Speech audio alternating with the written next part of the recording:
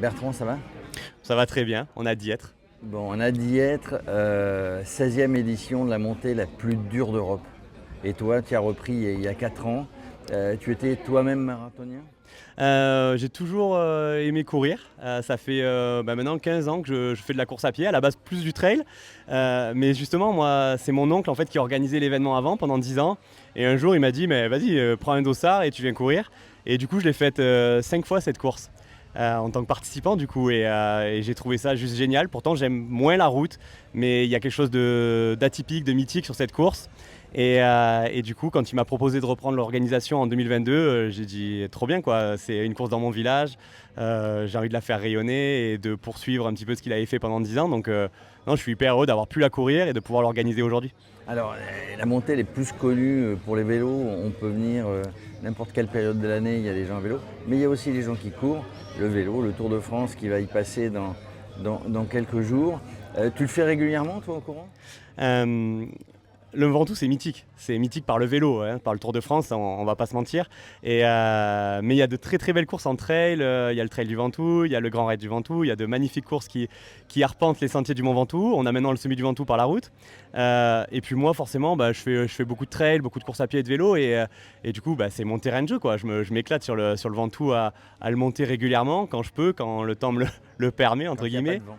Mais voilà, non, je le fais à vélo, je le fais en trail et je le fais en course à pied, je me régale. Bon, 1500 participants, on vient de partout pour le faire. C'est une vraie fierté de pouvoir accueillir des participants de toute la France et même des pays frontaliers.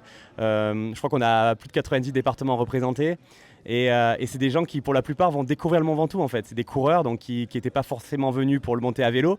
Et ça crée une vraie dynamique sur le territoire de pouvoir accueillir un nouveau public, d'accueillir ce public de coureurs à pied. Et ça, c'est aussi la richesse de l'événement, c'est trop bien. Alors la richesse aussi, c'est qu'il y a 1500 participants qui partagent. Un partage d'expérience, tout le monde se parle.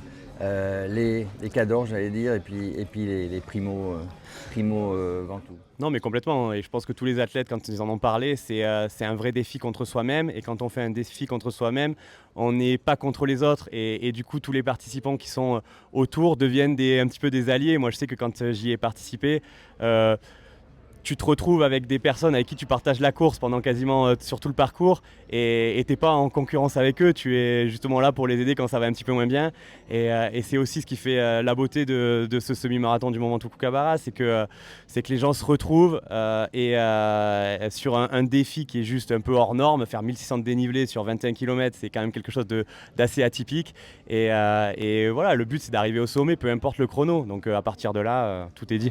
Un défi contre soi-même. Et pour gagner ce défi, le dernier petit conseil que tu donnerais? C'est de bien gérer sa course. Si j'ai un conseil à donner, c'est de ne pas vouloir partir trop vite parce que les 5 premiers kilomètres sont un petit peu roulants, entre guillemets, et que parfois on a tendance à se dire « Oh ben ça va, le Ventoux c'est facile, si ça monte comme ça va passer tout seul ». Et que quand on arrive au kilomètre 6 à Saint-Estève, au premier ravitaillement, et qu'on voit le mur qui nous attend derrière, si on a un peu trop pioché au démarrage, ça devient compliqué. Donc c'est une vraie course de gestion, ne pas hésiter à marcher en fait, d'alterner marche-course.